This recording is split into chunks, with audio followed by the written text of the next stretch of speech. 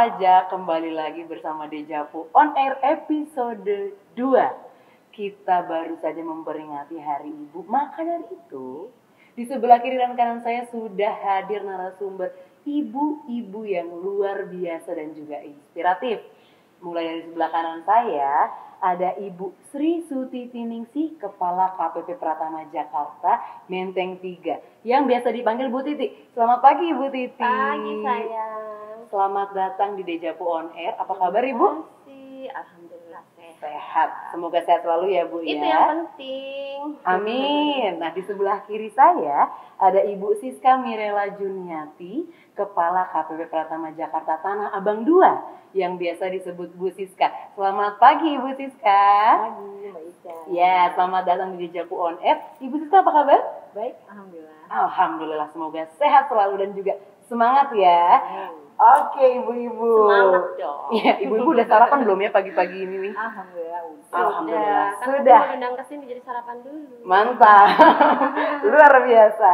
Oke Bu, kita tadi sudah bicara tentang Hari Ibu nih pada tanggal 22 Desember yang sudah lewat ya Bu ya, beberapa hari Ya. lalu. Nah, boleh nggak sih Bu Siska dan juga Bu Titi sharing momen-momen berharga yang paling diingat bersama ibu dari Bu Siska dan juga Bu Titi? Boleh Bu Siska duluan ya Bu? Boleh. Oke, silakan Bu Siska. Ya, sebetulnya kalau momen terindah bicara ibu kandung tuh sangat terngiang ya, karena ibu saya udah nggak ada gitu kan. Jadi udah pasti jadi kangen nih gitu kan. Apalagi hari ibu kemarin tuh sebetulnya pengen meluapkan sesuatu hal yang kayaknya segala masih kurang apa yang sudah saya persembahkan ke ibu saya. Tapi ya kalau di dalam agama Islam kan kalau misalnya udah meninggal ya berarti doa, Fatihah gitu kan. Nah, terus alhamdulillahnya saya masih punya ibu mertua. Jadi saya curahkan ke beliau. Saya cepet-cepet cari tanaman anggrek, ibu tuh senang anggrek tuh sama mukena putih. Ya udah, saya bertugas di hari ibu itu untuk mendatangi beliau, dan alhamdulillah itu minimal sudah mengobati rasa sayang, rasa rindu saya juga sama ibu kandung saya gitu. Oh, jadi karena kangennya pada ibunda dari Bu Siska memberikan kado kepada ibu mertua nih. Yaitu berupa tadi tanaman anggrek dan juga mukena putih ya Bu ya. Pokoknya kesukaan beliau.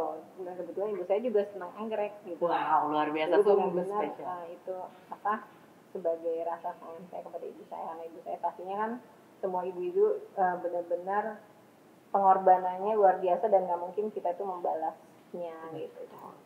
Luar biasa. Bagaimana kalau Bu Titi ini momen berharga yang paling diingat bersama ibunda dari Bu Titi? Ibu almarhumah.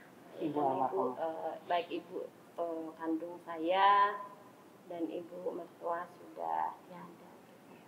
Tapi memang kan ibu kandung selalu teringat ya, dan menjadi momen-momen tertentu itu sampai sekarang saya tiru gitu. Yang paling ingat ada dua hal sebetulnya, Ica. Iya, Bu. Ketika ibu saya ini pendidikannya tidak tinggi, ya. Lulusan SD paling ya, tapi ibu saya ini senang berdagang gitu.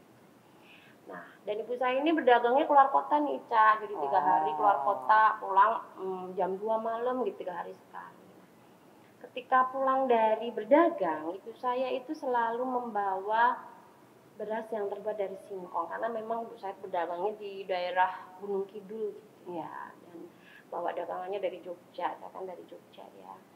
Jadi ketika pulang berkarung-karung beliau membawa nasi yang terbuat dari singkong. Kalau zaman dulu apa ya namanya, kayak tiwul ya? Iya. Ya.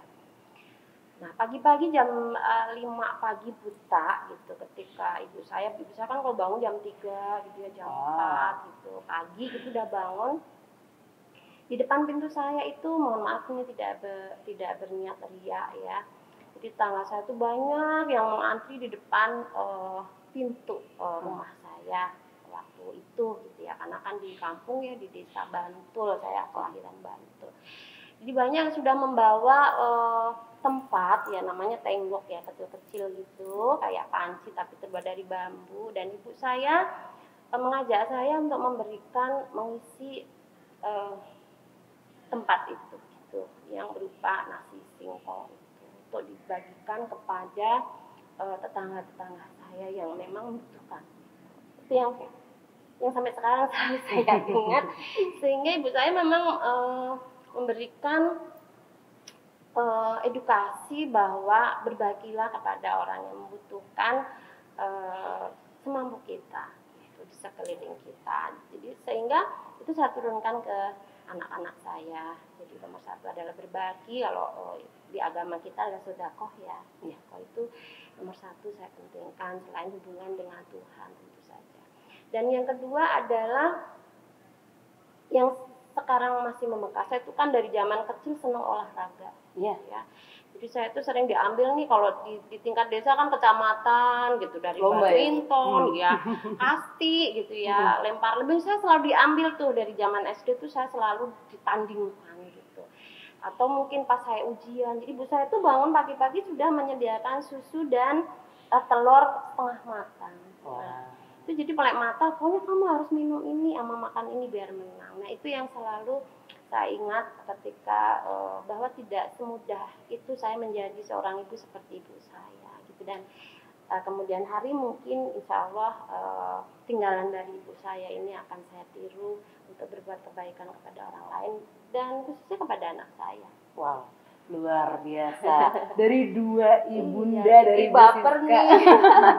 Terharu ya Bu ya kalau berbicara tentang ibunda tuh selalu kita belajar tentang kasih. Kalau dari ibunda kita itu dan tentang kasih, tentang berbagi kepada sesama, seperti tadi memberikan apa yang tidak perlu yang luar biasa, tapi yang kita punya ya Bu ya, betul ya, seperti itu kepada. Dan itu rutin dilakukan oleh luar biasa. Akhirnya bisa menjadikan pemimpin-pemimpin seperti Bu Siska dan juga Bu Titik seperti itu. Itu atas doa ibu. Iya betul, doa dan juga jasa dari ibu-ibu sekalian ya, seperti itu. Oke, kemudian masih terkait pembicaraan kita tentang ibu-ibu nih Bu.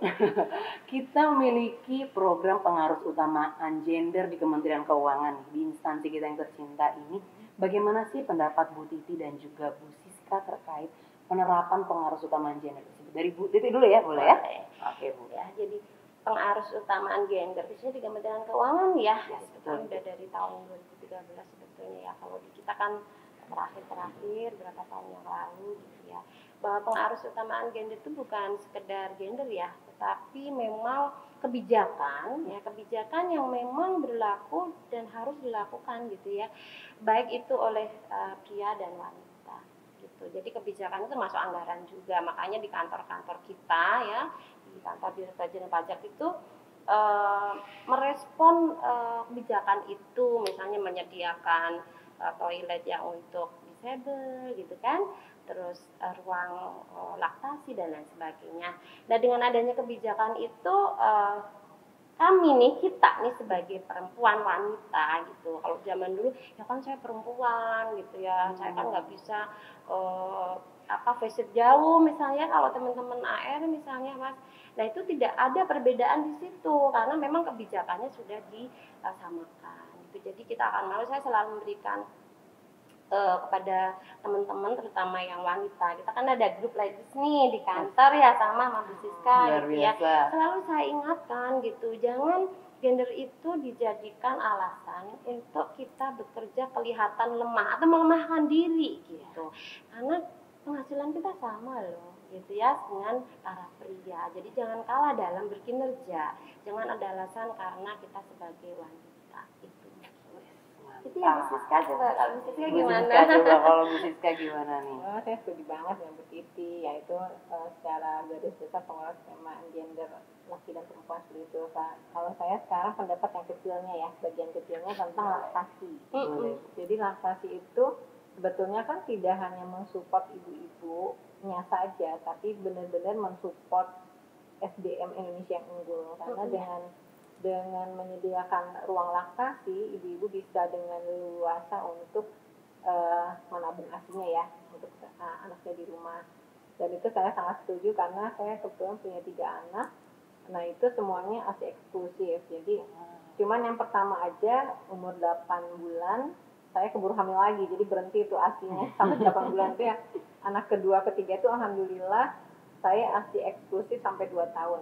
ASI eksklusif itu 6 bulan ya. ASI penuh yang lainnya itu nggak pakai formula itu 2 tahun. Walaupun saya waktu itu sempat yang paling kecil saya udah jadi kepala kantor, tapi saya minta izin ke teman-teman ASI yang waktu itu cowok-cowok juga, minta waktu sebentar untuk menabung ASI di kulkas. Kemudian sebelum saya masuk kantor tuh saya sudah menabung 50 botol ASI supaya tidak kecukupan untuk anak-anak saya tuh sudah terpenuhi lah ya.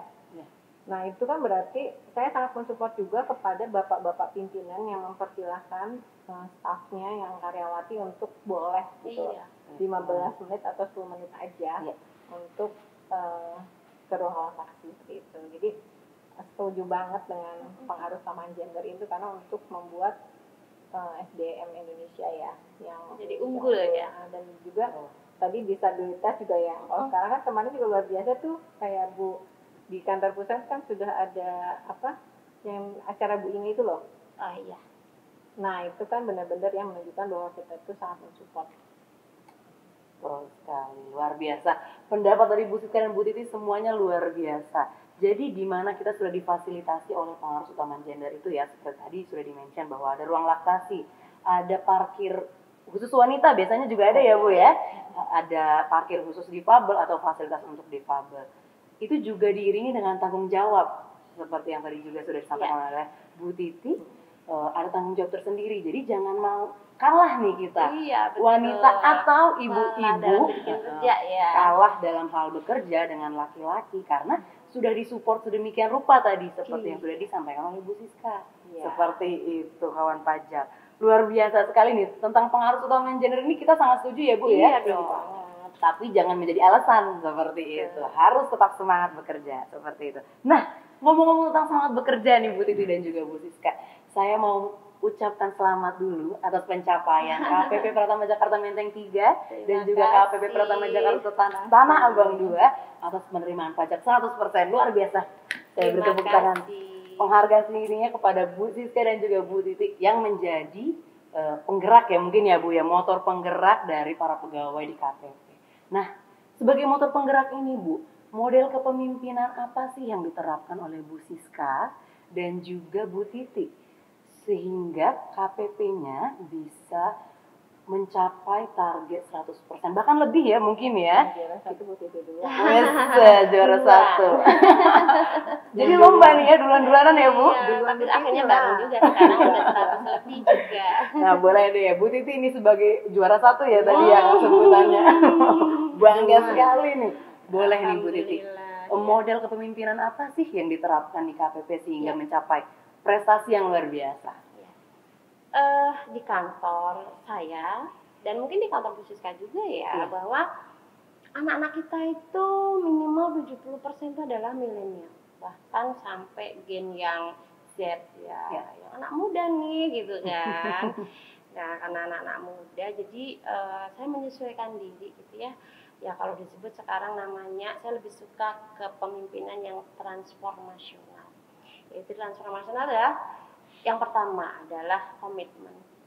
Jadi kita ajarin juga anak-anak ini untuk berkomitmen, bahwa kita bekerja itu ada komitmen gitu, ada perjanjian gitu ya, ada kewajiban bahwa kita harus mencapai target, ya kan gitu. Dan yang kedua saya lebih suka untuk career opportunity, jadi creative opportunity ya, lebih pasnya mungkin. Jadi saya menciptakan suatu peluang sebisa mungkin sehingga anak-anak saya, baik kepala seksi eselon 4 itu ya, dengan anak-anak yang lain, semua anak saya itu mempunyai kesempatan yang sama untuk masa depan teman-teman semua gitu. Jadi diakui oleh organisasi kita gitu. Karena setiap anak-anak ini mempunyai talenta masing-masing loh. Oh Ica gitu ya, nggak sama gitu ya. Dan semua pintar-pintar gitu ya, sehingga saya lebih suka memunculkan mereka. Saya tidak takut ditinggalkan tim saya gitu ya untuk kemajuan karir mereka gitu. Dan yang ketiga adalah yang paling utama nih ya, paling utama adalah untuk memunculkan mereka kan berarti harus menambah kompeten ya. Jadi saya menciptakan juga kreativitas untuk menambah pengetahuan dari anak-anak kita biar bisa bertarung dunia ini real man gitu kan, real man ya, dunia jadi ini petarung yang unggul gitu dengan memberikan tambahan ilmu. Banyak ilmu itu bukan cuma ilmu yang ada di buku ya, gitu banyak kita sedemikian rupa kita berikan. Dan yang terakhir nih yang paling penting karena ini adalah ilmu untuk menguasai orang lain nih Cak. Menurut saya gitu ya adalah komunikasi. Kemampuan berkomunikasi itu adalah utama untuk mencapai kesuksesan kita. Ya. Jadi kalau kita nggak bisa komunikasi bagaimana dong? Jadi skill komunikasi ini. Jadi saya selalu berkomunikasi dengan baik teman-teman Kasuki, gitu ya, emosional, dengan cara yang sederhana ya. Karena kan lagi kopi aja kalau nggak mungkin kita tiap hari ngobrol ngopi kan nggak bisa gitu ya. Jadi saya tuh seneng sedikit banyak kadang suka masak. Ya, masak yang sederhana sih, masak yang enak-enak juga nggak bisa gitu. Atau saya lebih suka juga karena emang untuk memberikan peningkatan terhadap UMKM tetangga-tetangga, terutama saya suka membeli makanan bikinan tetangga-tetangga saya. Jadi setiap hari Senin kan ini ya masuk semua ya sama Jumat ya teman-teman kasih fungsi. Jadi saya kadang suka membawakan makanan buat kadang-kadang sederhana sih Ica, getuk gitu ya. Itu yang makanan-makanan tradisional, kadang lontong sayur, bakso gitu ya. Dan itu sentuhan seorang ibu mungkin ya, mungkin itu yang sering saya lakukan. Sehingga itu merupakan bentuk komunikasi yang efektif menurut saya. Jadi kita nggak usah terlalu banyak rapat gitu ya untuk membuka komunikasi. Jadi dengan sentuhan-sentuhan tiwul gitu ya, getuk, bakso gitu. Itu mungkin ya. Wow, luar biasa. Jadi nanti boleh kalau ke saya kasih bakso. Kapan lagi? Kapan lagi saya dijajanin sama Bu Titi ini? Jajanin tiwul ya. Boleh, nanti kapan-kapan saya mampir deh ke Menteng 3. Coba kalau misalkan Bu Siska gimana Bu? Model kepemimpinannya gimana yang disampaikan ke para pegawainya di kantor? Sebetulnya demokrasi kalau saya. Nah, tapi ada tiga yang saya pertama kali datang ke unit kerja itu. Yang pertama yang pasti saya perhatikan itu adalah mengingatkan integritas. Ya, karena integritas itu nomor satu. Kalau dia sudah integritasnya kuat, pasti profesionalisme, sinergi, pelayanan kesempurnaan itu pasti ke bawah gitu lah. Ya, gitu. Setuju. Terus integritas. Kemudian nomor dua adalah membiasakan yang benar bukan membenarkan yang biasa. Jadi kita lihat nih ada sesuatu yang dilakukan terus, tetapi sebenarnya itu nggak sesuai, nggak benar gitu. Nah itu jangan dibiasakan. Kembali lagi kita ke aturan yang atau ke sesuatu hal yang seharusnya benar, itulah yang harus dibiasakan. Dan yang ketiga itu demokrasi. Jadi demokrasi saya mungkin ya mirip-mirip Bu Titi lah ya. Tapi kalau saya intinya itu demokrasi itu gini. Kalau misalnya kita di hari Senin itu saya ada morning activity dan kumpul dengan para kasih supervisor di ruangan saya. Nah, itu kalau saya biasanya suka makanya kalau ke ruangan saya tuh banyak cemilan-cemilan. Nah itu tuh supaya pada betah. Nah saya tuh kayak pengen supaya mereka tuh cair tuh suasana pimpinan kasih supervisor cair. Kan tadinya misalnya yang seksi kasih sama yang ini misalnya agak kaku, tapi karena seringnya kayak gitu jadinya kan cair ya. Kalau cair tuh nanti kebawa di kerjaan gitu pada saat di tempat masing-masing ada yang butuh data, ada yang butuh kerjaan yang perlu sinergi itu jadi udah keburu cair, jadi gampang aja lancar gitu. Nah terus kemudian yang namanya demokrasi itu gini, kan saya biasanya kita tuh menentukan sesuatu kebijakan ya di satu unit kerja tuh kita ada kebijakan yang ini Bu, ini apa ini, terus misalnya yang satu pihak sini A, nanti sini B. Aku sih dua-duanya oke aja gitu loh. Tapi karena dua-duanya sama suaranya, nah saya biasanya udah oke. Sekarang saya psikolog suka istiqoroh gitu. Nah terus kalau misalnya itu udah diambil berarti itu adalah keputusan yang terbaik dari Allah gitu. Nah insya Allah dengan kayak gitu tuh cair dan itu alhamdulillahnya selain itu juga apa ya kepemimpinan yang dari Kakando yang sekarang itu juga luar biasa. Jadi kan beliau itu membuat kebijakan yang mendengar dari kami semua Eselon 3 ya. Maksudnya kan pada Happy saat ya. happy maksudnya pada saat revisi, pada saat gimana itu tuh ditanya kami semua, kemudian dijadikanlah bahan pertimbangan dan jadilah satu ketentuan kebijakan ya.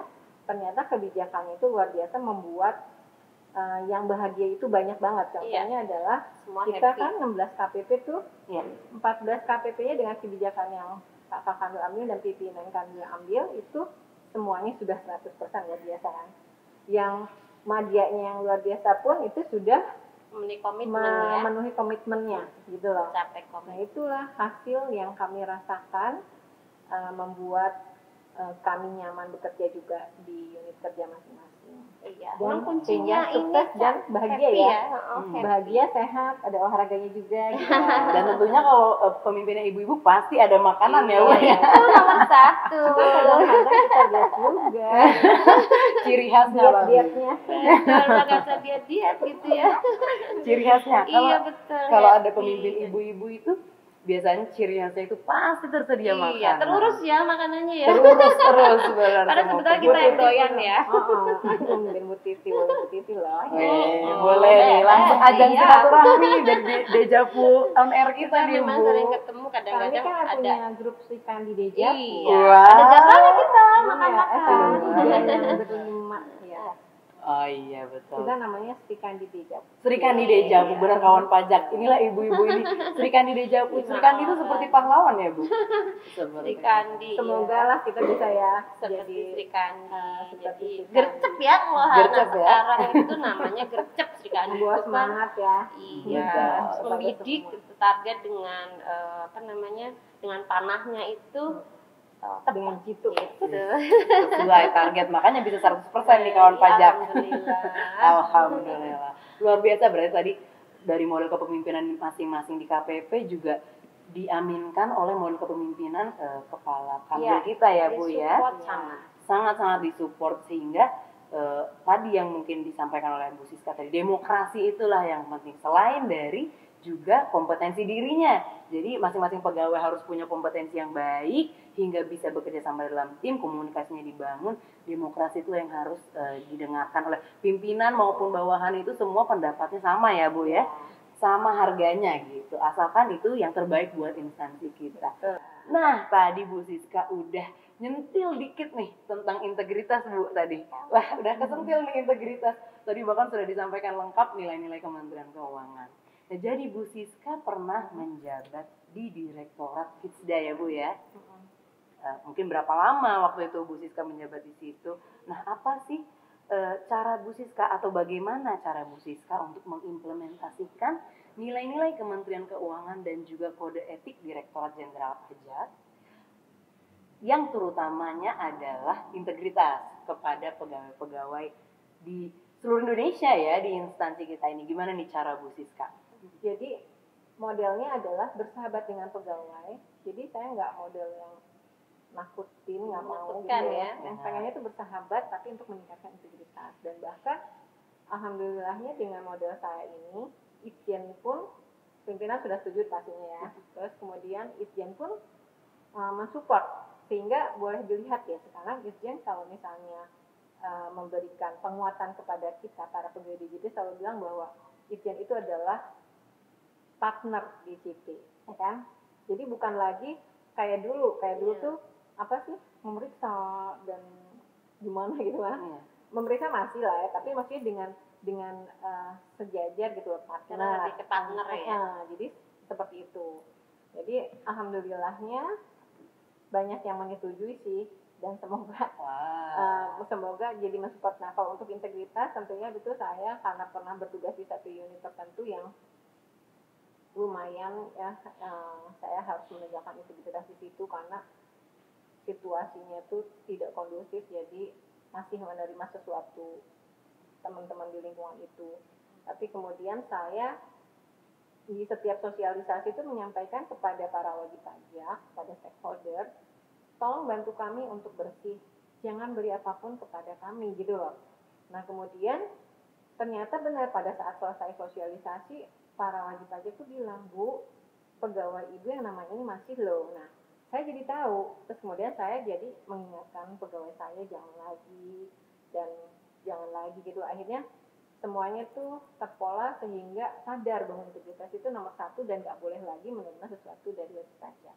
Dan itu saya tuangkan di programnya ISDA waktu itu public campaign. Alhamdulillahnya juga pimpinan waktu itu Pak Direktur dan Dirjen Pajaknya juga berkenan sehingga dibuatlah video public campaign yang ada 2 video, yaitu untuk eksternal dan video internal itu yang ditujukan oleh Dirjen kepada para pimpinan untuk selalu menyampaikannya di setiap rapat bahwa semua pegawai harus bekerja sesuai dengan ketentuan peraturan yang berlaku, mungkin tinggi nilai-nilai Kementerian Keuangan, memegang teguh kode etik.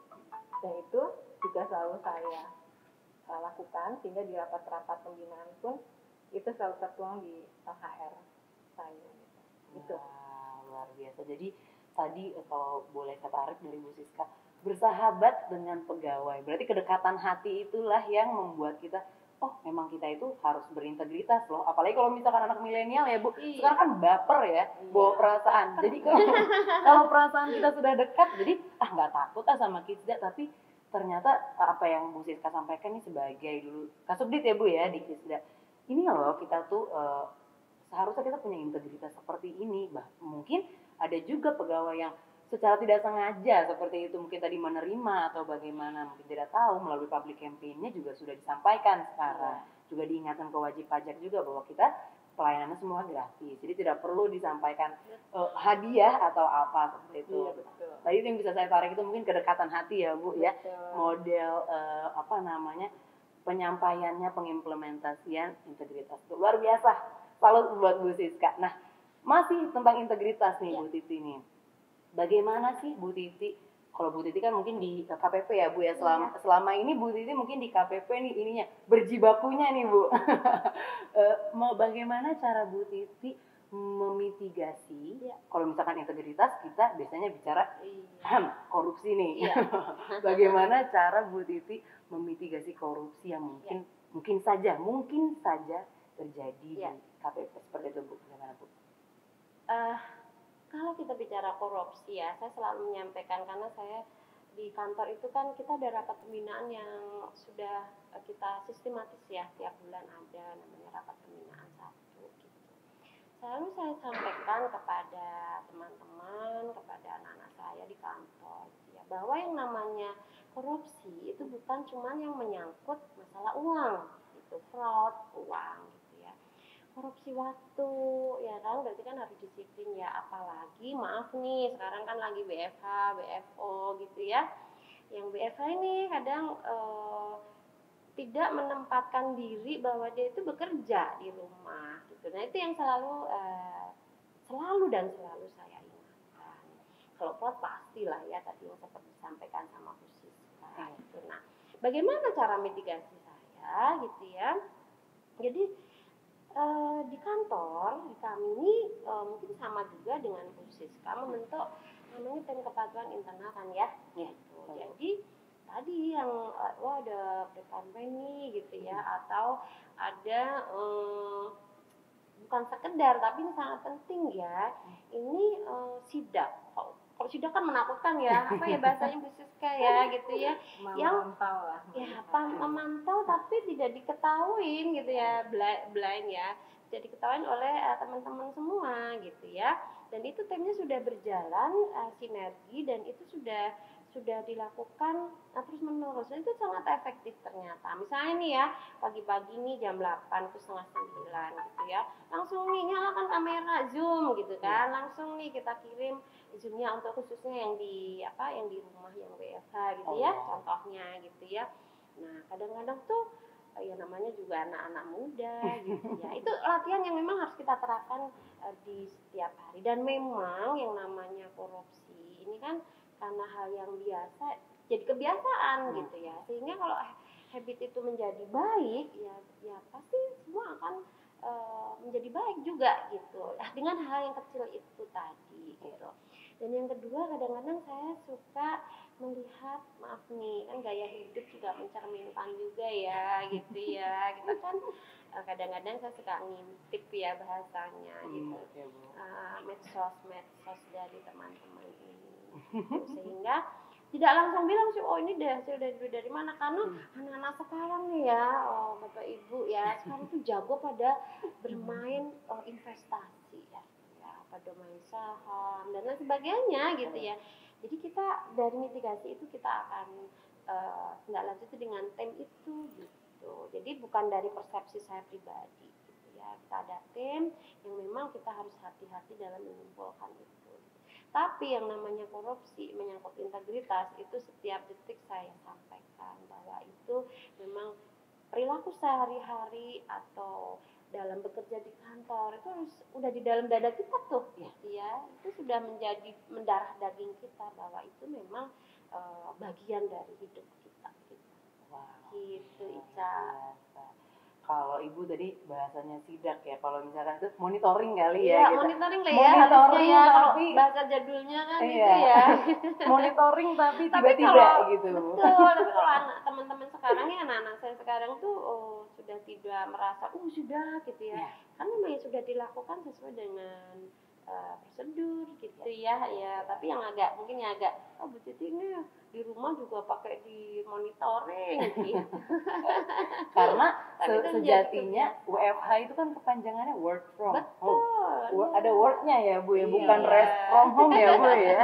Jadi bekerja dari rumah, betul, luar biasa. Iya, jadi nanti kita kalau misalnya ada nih yang ternyata tidak ada di tempat gitu, dengan alasan yang saya nggak apa-apa gitu kan, kita akan bikinkan berita acara gitu, seperti itu prosedurnya. Luar biasa, karena tadi kalau yang bisa saya tarik dari Bu Titi, korupsi itu tidak hanya mengenai uang ya. Iya, jadi betul. Banyak hal dalam hidup ini, sehingga integritas itu harus kita pegang dalam hati kita seperti itu. Nah tadi juga bisa diambil dari quotes-nya Bu Siska nih, membenarkan yang biasa. Jangan membenarkan yang biasa, tapi biasakanlah yang benar. Iya, dikoreksi nih saya. Biasakanlah yang benar, bukan membenarkan yang biasa. Ya, biasakan yang benar, bukan membenarkan yang biasa. Luar biasa. Wah, itu harus saya catat tuh dalam note saya tuh Bu. Jadi pedoman hidup ya. Oke. Nah, tadi kita udah bicara serius-serius tentang pekerjaan. Sekarang kita boleh santai dikit ya Bu ya. Biar kita juga dari tadi santai.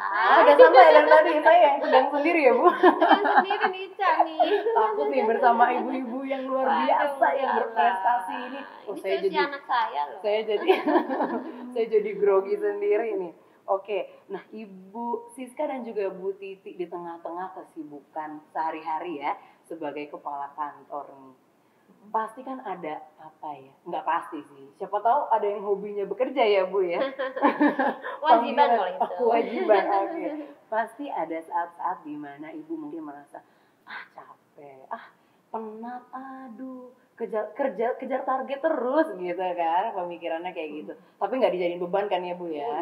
Bukan beban, cuman ketika diri ini merasa penat gitu. Kalau bahasa anak sekarang tuh burn out Bu namanya, overwork katanya gitu. Kalau bahasa anak milenial, apa sih yang Ibu lakukan nih? Mungkin kebiasaan, hobi. Nah, kalau misalkan saya dapat bocoran dari Pak Marolok nih Bu Siska ini katanya kuat bersepeda, hobi bersepeda. Kalau Bu Titi kita udah pernah bersepeda bareng ya Bu. Sama Bu Siska saya belum kedapatan kesempatan nih. Katanya Bu Siska hobi dan juga kuat bersepeda. Di tengah-tengah kesibukannya gimana sih Bu? Apakah memang hobinya Bu Siska bersepeda, berolahraga, atau gimana nih hobinya nih? Yang Mbak Ica, kalau hobi sepeda itu saya bisa diajak Bu Titi atau diajak ini. Wah, malah Bu Titi juga ternyata. Kalau sepeda biasa aja, itu di rumah juga saya dari dulu berlima, itu anak saya kan 3 suami 1, jadi berlima sepedahan tuh udah biasa. Nah, tapi kalau tur-tur yang di kantor kayak gitu kan baru kemarin ini di Jabu saya ikut terus terang aja. Kalau di yang di dulu saya belum pernah. Pernah juga di Jabar 1, tapi maksudnya kalau ada rapin, Pak Ajat dulu ya, itu ada acara sepedahan, oke gitu. Tapi kalau yang kayak kemarin di PIK tuh, lumayan kayak gitu tuh, oh begini gitu baru ya. Tapi sebenarnya saya memang dari kecil hobi olahraga. Jadi ibu saya hobi renang, ya, saya juga pastinya hobi renang, gitu kan. Kalau renang nggak sekedar kecepak-cepuk, tapi ada target misalnya pulang pergi berapa 20 kali atau berapa kali gitu ya, dari ujung ke ujung, terus selalu minimal itu dulu baru main-main gitu. Nah itu terus kalian hobi juga lari saya. Jadi kalau misalnya lari itu di GBK misalnya berapa keliling nggak berhenti gitu kan. Terus senam juga saya suka, karena segala senam saya pernah coba, zumba, terus yoga, terus pilates, itu saya suka. Dan sekarang pun apalagi karena makan melulu nih. Waduh. Jadi minimal dalam sehari tuh saya olahraga minimal. Ya saya suka ikut ada program yang ada di aplikasi lah ya. Kalau di rumah nggak sempat lari keluar kan zaman pandemi gini, saya suka di aplikasi, kemudian minimal aku sit up 50 kali gitulah ya. Wow. Itu aja ini berat badan saya masih segini, masih belum. Nah jadi hobi udah. Kalau olahraga itu memang saya hobi. Kalau kemarin kebetulan kata Pak Marlop waktu di PIK saya disebutnya kuat, kebetulan aja karena mungkin karena saya kebiasaan olahraga itu kan suka. Kalau lari itu kan kita 3 keliling nggak berhenti, itu bisa terjadi kalau kita bisa napas. Jadi saya selalu mengatur napas pada saat olahraga. Mungkin itu yang mungkin kebetulan sepertinya saya kuat, tapi pada kebenaran aja karena saya napasnya teratur sehingga saya bisa mengikuti bapak-bapak yang luar biasa itu. Wow. Nah gitulah. Wow, luar biasa. Bersepeda kemarin di PIK ya, para eselon 3 dan eselon 2 ya Bu ya. PIK 2 ya. Luar biasa sekali. Bersepeda, berenang, jogging juga ya berarti Ibu Siska ya? Saya minimal kalau di GBK itu saya pengennya lari 3 keliling itu nggak berhenti. Wah, saya aja udah ngos-ngosan Bu, itu udah setengah tiang lah. Tapi kalau udah berumur ini kecepatannya juga nggak kayak dulu lah. Oke. Kalau Bu Titi gimana nih? Tadi sudah di-mention oleh Bu Siska. Ternyata Bu Titi nih yang ngajakin Bu Siska bersepeda. Ternyata sumbernya dari Bu Titi ya Bu ya. Gimana nih? Kalau Bu Titi hobinya apa sih Bu? Iya sebetulnya sama. Nomor 1 adalah olahraga. Saya olahraga apapun saya suka. Wow. Ya. Kebetulan komunitas di Kandil kita banyak yang sepeda, jadi saya ikut nimbrung gitu. Ajak Bu Siska, ajak Bu Iis ya, Bu Iis ya Bu. Menteng 1 ya. Karena sepeda itu sesuatu olahraga yang mengembirakan loh Ica, gitu kan? Kita bisa refresh, melihat, cuci mata. Waduh, cuci mata. Berat nih. Iya, jadi semua olahraga saya suka. Dan kedua adalah olahraga yang dulu sering saya lakukan adalah coba tebak apa. Apa tuh Bu? Kira-kira. Apa tuh gerakannya kayak gimana tuh? Waduh. Muay Thai. Saya dulu juara Muay Thai. Suka Muay Thai. Wow, luar biasa. Sebetulnya itu hal yang kebetulan ya. Kebetulan dulu waktu saya di daerah itu kan wajib pajak saya itu banyak OPP repot ya. OPP yang memang senang berolahraga, salah satunya adalah di atas ring gitu. Wow. Iya, saya pernah di Nusa Kambangan tuh. Wow. Lama. Jadi sana banyak ring tinggi itu banyak gitu. Sehingga karena saya memang tujuannya nanti kita latihan bareng. Boleh nih kita ya Bu ya latihan bareng juga ada. Kita undang coach juga gitu.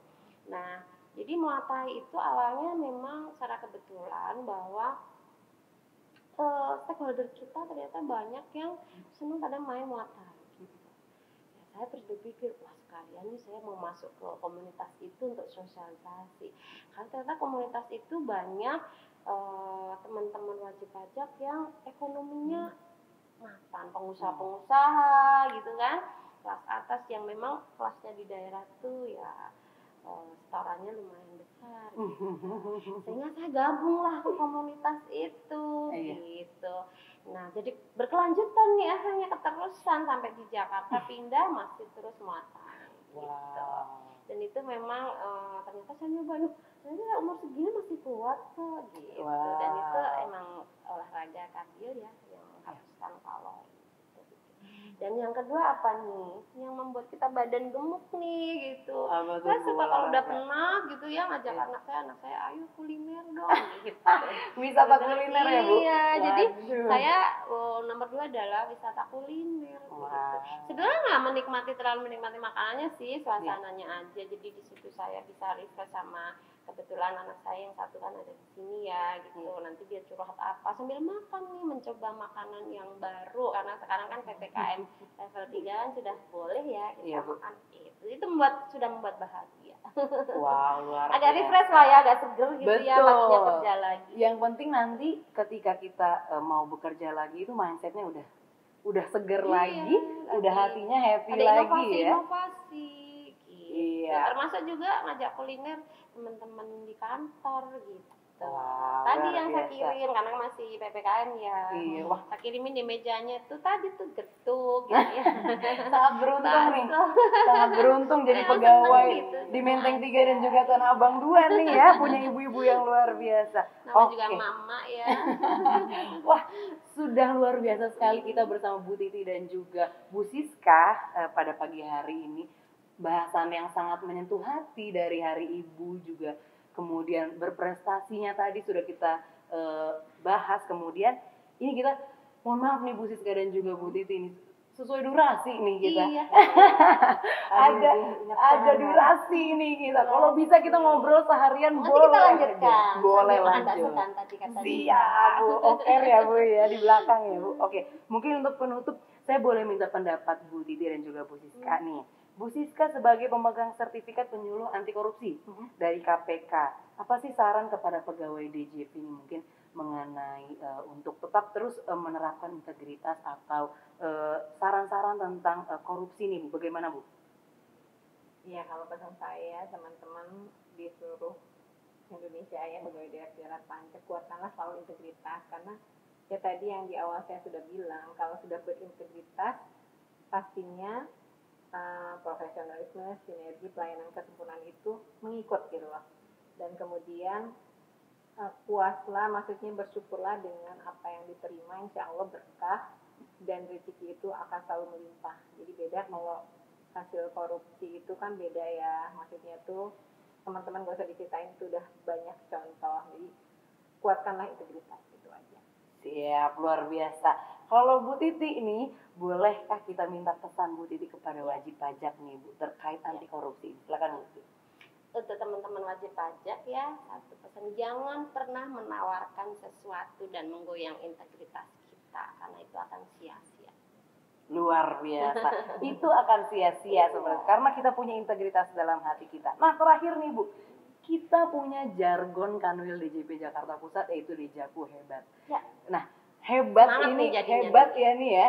Hebat ini tuh dalam banyak hal nih. Ada nggak sih pendapat dari Bu Titi sama Bu Siska nih, Dejapu hebat? Mungkin ada bisa Dejapu semangat, Dejapu apa nih? Kalau coba satu kata deh dari Bu Titi dan juga Bu Siska, apa nih? Bu Titi dulu deh. Amazing. Dejapu amazing. Amazing. Karena bahagia. Yes, luar biasa, amazing dan bahagia. Kalau Bu Siska? Santai tapi serius, happy, sukses. Wes, luar biasa. Banyak banget di banyak ya. Nggak harus dibatasi satu kata ya. Santai, serius, Iya. kemudian tadi apa, Bu? Bahagia, Sukses tadi dan kan bahagia. Tapi itu mungkin satu ya yang akan saya sampaikan Ya. mungkin ke bahwa kebahagiaan ya, keseriusan kita, kesantuan kita ya, karena support dari pimpinan kita. Luar biasa. Itu bahwa bekerja adalah bekerja secara cerdas. Jangan keras, nanti capek banget gitu ya.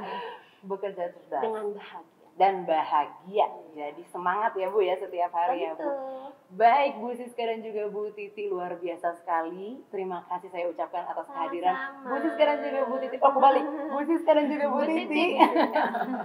Bu Siska dan juga Bu Titi, suatu kebanggaan tersendiri saya hari ini bisa berbicara atau berbincang dengan ibu-ibu berdua Sama-sama. ini untuk Dejapu On Air episode 2. Boleh kita tutup acara ini dengan menyampaikan jargon kita Dejapu hebat. Seperti itu ya, Bu ya? Oke. Siap. Oke, siap. Siap dong.